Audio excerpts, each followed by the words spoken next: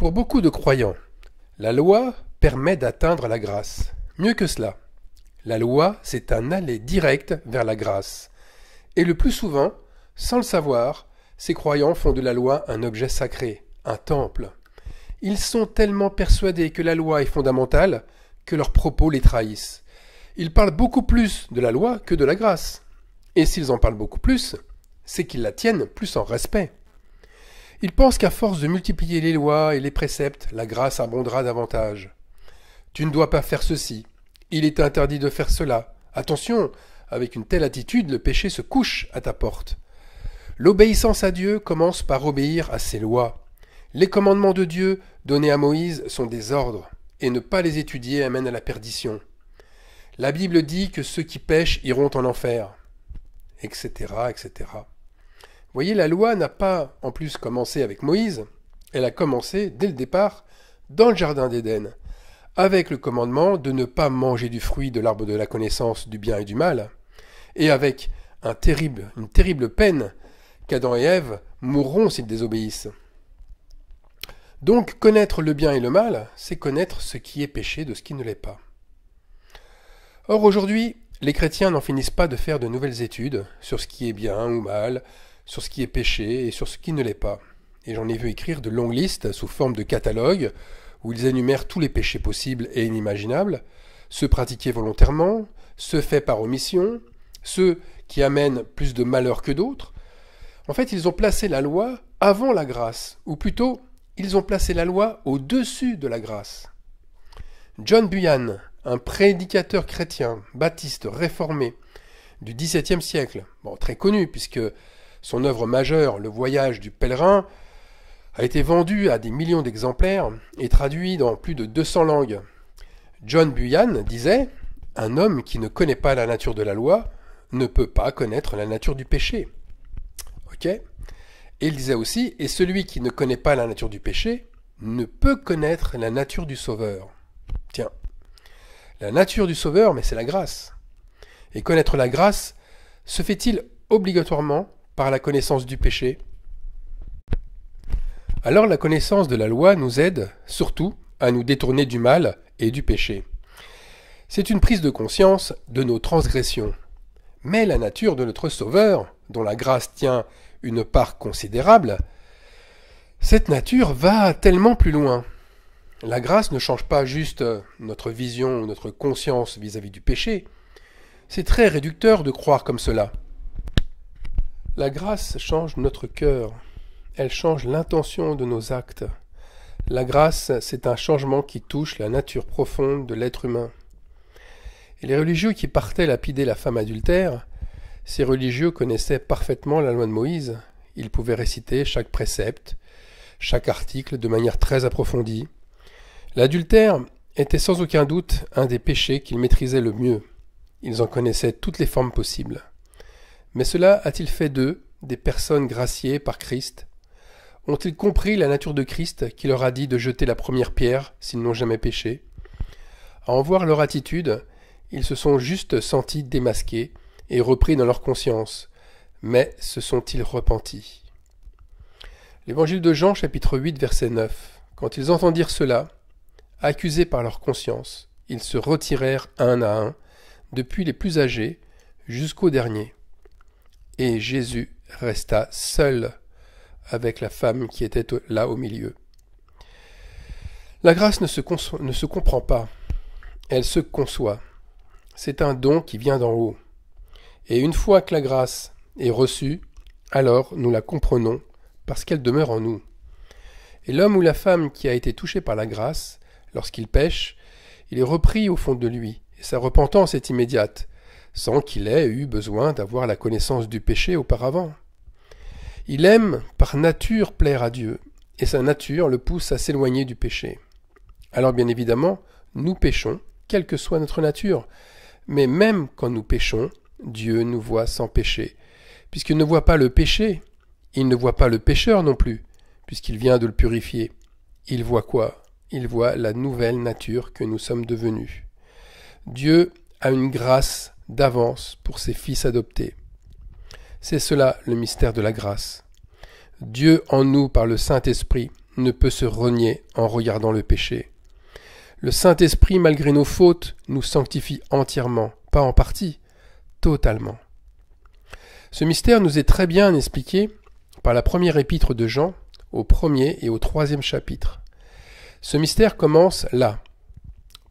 1 Jean 1, versets 8 à 10. Si nous disons que nous n'avons pas de péché, nous nous séduisons nous-mêmes, et la vérité n'est point en nous. Si nous confessons nos péchés, il est fidèle et juste pour nous les pardonner et pour nous purifier de toute iniquité. Si nous disons que nous n'avons pas péché, nous le faisons menteur et sa parole n'est point en nous. Et ce mystère, en fait, de la grâce continue là, puisque les versets suivants, c'est-à-dire les versets de 1 Jean 3, 6, semblent contredire les premiers, alors qu'il les complète et donne la lumière nécessaire. Donc je vous lis ces versets. « Quiconque demeure en lui ne pêche point. Quiconque pêche ne l'a pas vu et ne l'a pas connu. Quiconque est né de Dieu ne pratique pas le péché, parce que la semence de Dieu demeure en lui, et il ne peut pécher parce qu'il est né de Dieu. » Alors pour résumer, tant que nous n'avons pas reçu la grâce, et surtout, tant que nous n'avons pas persévéré en elle, demeuré en elle, eh bien nous pratiquons le péché parce que nous sommes une nature pécheresse, toujours soumis à la loi du péché. Nous luttons sans cesse contre nos fautes, et le péché alors nous attriste. Mais si nous demeurons dans sa grâce, et nous le savons parce que nous confessons régulièrement nos péchés et qu'ils sont purifiés par Jésus-Christ, alors nous ne pratiquons plus le péché. Et ça se voit parce que notre joie est complète. C'est un état de contentement permanent, parce que notre nature est nouvelle, et elle est en Christ, le Dieu dans un homme sans péché. Pourquoi alors le mystère de la grâce échappe-t-il aux érudits religieux? Eh bien la réponse est évidente. Ces religieux ont-ils renoncé entièrement à leur ancienne nature pécheresse? Non. La grâce n'a eu qu'un effet provisoire dans leur vie, et leur nature est restée toujours la même. Et pour vous donner une métaphore, leur orgueil est si grand que l'agneau ne peut paître en eux. Et je le rappelle, que l'agneau est le caractère divin donné par Dieu. Et c'est pourquoi ils se battent autant avec le péché. Et la grande majorité des croyants sont dans cette relation avec la grâce. Ils l'ont reçue pour un temps seulement. C'est pourquoi ils se sentent eux-mêmes, eux et eux aussi, concernés par la nature du péché, et c'est pourquoi ils excluent la grâce malgré eux. Observez celles et ceux qui ne cessent d'être éclairés sur les devoirs et sur les péchés. Ils tombent dans un fanatisme religieux qui les rend violents, et ils ne peuvent cacher la méchanceté qui les anime. Ceux qui sont en désaccord avec eux se font injurier. Le fanatisme pousse sans cesse aux reproches, aux critiques, aux récriminations et à la colère. La loi du bien et du mal est à tel point devenue sacrée pour eux que de ne pas en faire référence les indigne au plus haut point. Le prophète Jérémie, en s'adressant aux Judaïtes de Jérusalem, leur disait, on lit ça dans Jérémie chapitre 8 verset 7, « Même la cigogne connaît dans les cieux sa saison. La tourterelle, l'hirondelle et la grue observent le temps de leur arrivée. Mais mon peuple ne connaît pas la loi de l'Éternel. » Donc le peuple de Dieu, au temps du prophète Jérémie, prétendait connaître la loi. Et il la connaissait, sans doute par cœur, jusqu'au moindre commandement. Mais alors pourquoi le prophète affirme-t-il le contraire? Que dit le prophète Jérémie au verset précédent? Il ne parle pas comme il devrait. Aucun ne se repent de sa méchanceté. Et ne dit « Qu'ai-je fait ?» Tous reprennent leur course comme un cheval qui s'élance au combat. Eh bien, ces croyants qui s'élancent comme des chevaux au combat, quel combat mènent-ils? Celui du péché. Ils combattent la nature du péché. Mais la différence, qu'ils le combattent chez les autres, mais pas chez eux. La puissance du péché règne encore chez eux. Comme le dévoile d'ailleurs Jésus de Nazareth, il voit le péché chez la femme adultère, mais pas chez eux. Sinon, il ne se serait pas ligué contre elle pour la tuer. Et le verset suivant de Jérémie chapitre 8 verset 8 nous dit « Comment pouvez-vous dire « Nous sommes sages » La loi de l'Éternel est avec nous. C'est bien en vain que s'est mise à l'œuvre la plus mensongère des scribes. Les sages sont confondus, ils sont consternés, ils sont pris. Voici, ils ont méprisé la parole de l'Éternel, et quelle sagesse ont-ils? En fait, la grâce de Dieu est surprenante, parce qu'elle inspire une sagesse à contre-courant. La culture de la grâce, elle met en déroute le païen qui entend Jésus dire « Si quelqu'un veut plaider contre toi et prendre ta tunique, laisse-lui encore ton manteau. Et moi je vous dis de ne pas résister aux méchants. Si quelqu'un te frappe sur la joue droite, présente-lui aussi l'autre. Si quelqu'un te force à faire un mile, fais-en deux avec lui. » Les chrétiens en nombre disent « Oh !» Ils disent un grand Amen à ces versets, sachant très bien que dès qu'ils auront des différends avec les autres, ils penseront à la loi du talion. Ils penseront « Ah, mais il m'a volé mon manteau, c'est un voleur. Je ne laisserai pas le pécheur prendre l'ascendant sur moi. Il doit me le rembourser, ou alors je porte plainte contre lui. De même, s'il touche à un des miens, je ne me laisserai pas faire. Je lui rendrai la pareille.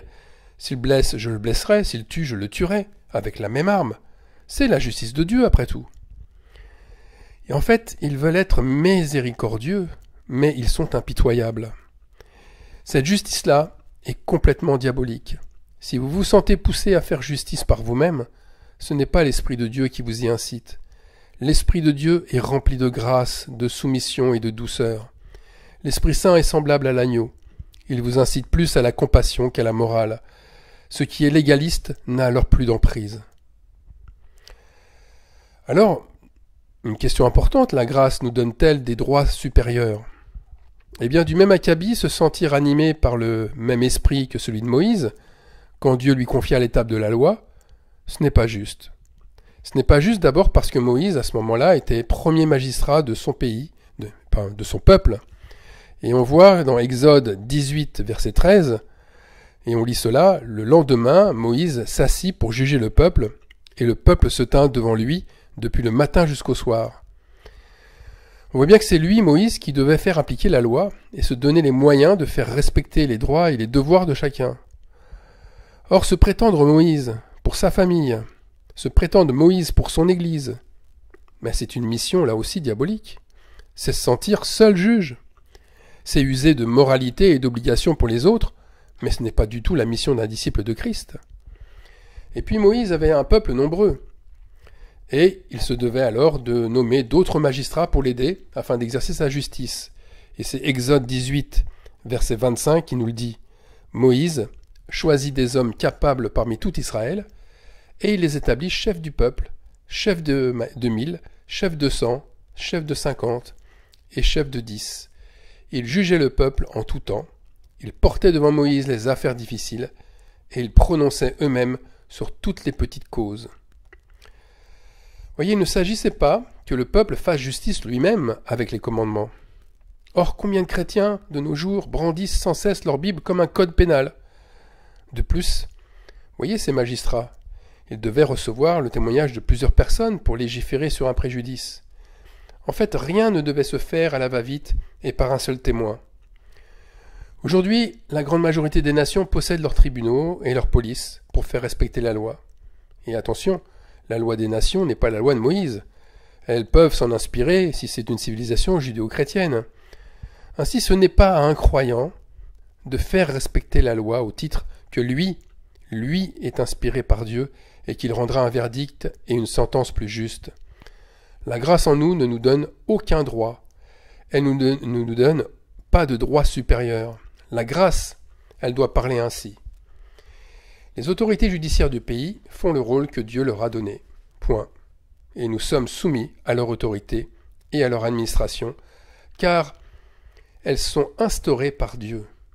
Si le verdict ne nous paraît pas juste, eh bien nous pouvons le dire, c'est vrai, en restant calme et courtois.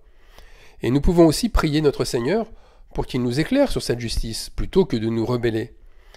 Parce que finalement, celui à qui appartient toute justice rendra lui-même la sentence juste au moment qu'il trouvera le meilleur. Alors rappelons-nous ce que Jésus demandait à Simon-Pierre après qu'il soit ressuscité et sur quoi il insistait tant. C'est l'évangile de Jean, au chapitre 21, verset 17.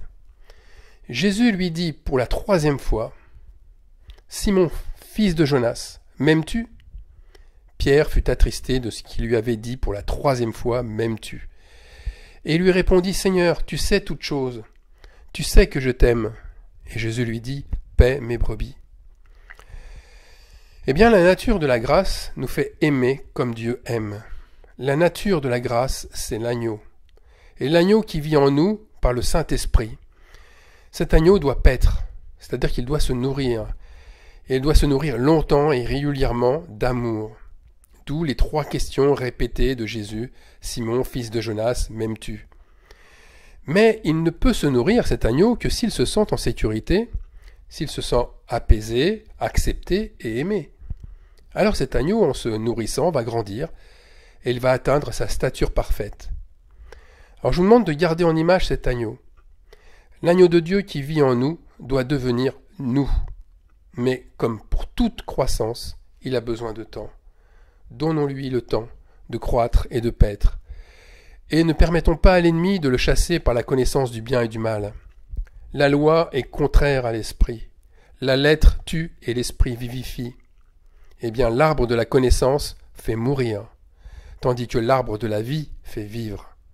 Choisissons la vie. Pour être pratique, l'amour couvre une multitude de péchés. Eh bien, cette loi de la grâce n'est-elle pas bien au-dessus des autres ? Amen.